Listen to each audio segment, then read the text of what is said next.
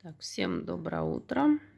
У меня булочка, это паштет, это масло и чай. Вот сейчас будем завтракать.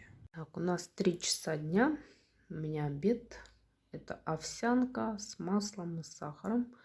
И здесь такой иммунный напиток. Вот, для поднятия иммунитета. Потому что, похоже, у меня опять вот это с синуситом. Дальше продолжается история. Вот. Я хожу, нос полоскаю, но по ходу процесса у меня намного запущенный.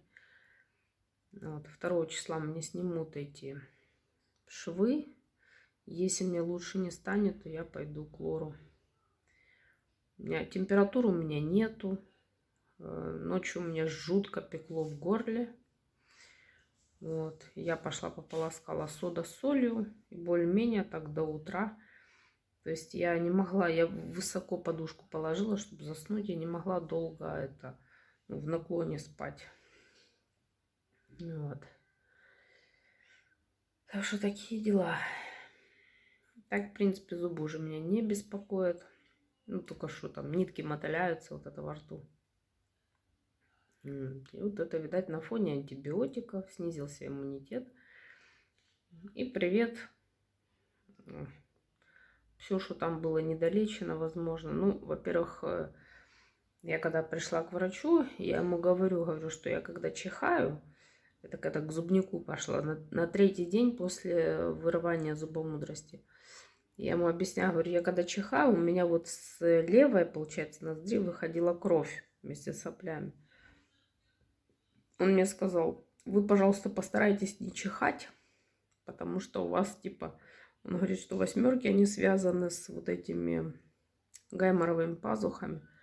Вот, если вы будете чихать, то у вас вот это все там будет идти с носа. То есть, говорит, кстати, лайфхак такой есть. Если вы не хотите чихнуть в этот момент, надо, оказывается, нажимать вот так на нос пальцем. И не будете чихать. Я реально пробовала, это работает. Вот. Поэтому такие вот дела. На ужин у меня еще были 5 или 6 пельменей, чай. И еще один был кусок хлеба с шиповниковым вареньем и маслом. Вот такой у меня был ужин. Вот. Это я записываю сегодня, но это было вчера. Потому что я вообще меня что-то выбило, потому что у меня какая-то простуда опять началась после антибиотиков. Ну что, капец.